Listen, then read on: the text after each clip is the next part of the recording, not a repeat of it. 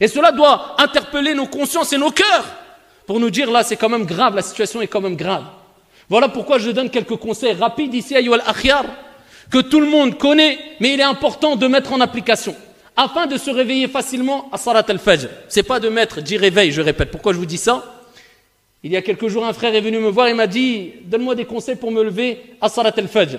Bien sûr que moi-même, j'en ai besoin de ces conseils-là, on en a toutes et tous besoin. Je lui dis la première des choses parmi les causes.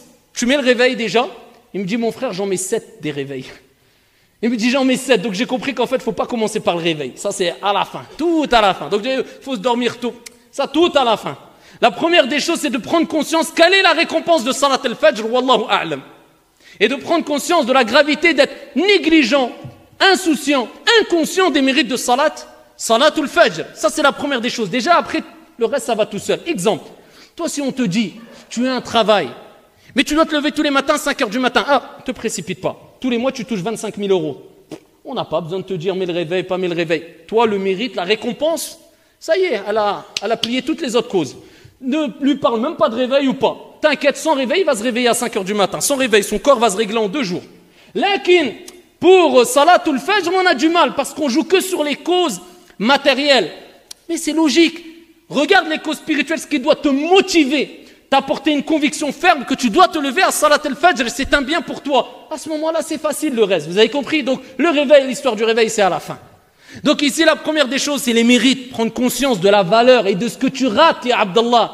Si tu rates Salat al-Fajr, et la honte, qui est le fait de te réveiller, peut-être te dire les anges, ils ont dit, ah Allah, on a trouvé Foulan et Allan en train de dormir. Allah en a connaissance. Et ils ont attesté de cela. Et déjà, ça nous permet de voir ici, où est notre degré de foi? C'est pour ça, Salatul Fajr, c'est quelque part une métaphore, le thermomètre de l'iman, de la foi.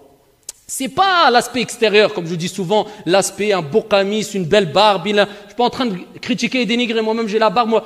Faut arrêter avec. Le principal, al-qalb et al-a'mal, les actions qui sont obligatoires et qui sont les plus importantes.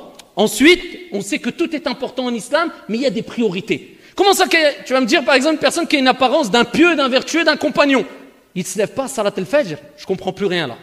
Ils sont où les priorités? Je ne comprends plus rien. Donc le thermomètre de ta foi, Salat al-Fajr. Ensuite, Salat al-Isha. Ensuite, Al-Dhuhr, Wal-Asr, Wal-Maghrib. Ça c'est un grand thermomètre de ta foi. Tu vas savoir où tu es. Sans compter le fait que ça ne suffit pas de prier, il faut prier avec concentration, avec dévotion, et prier comme il faut, en respectant les piliers, les conditions, etc. C'est une prière complète, comme on a dit précédemment. Donc la première des choses, les mérites, tu les as compris.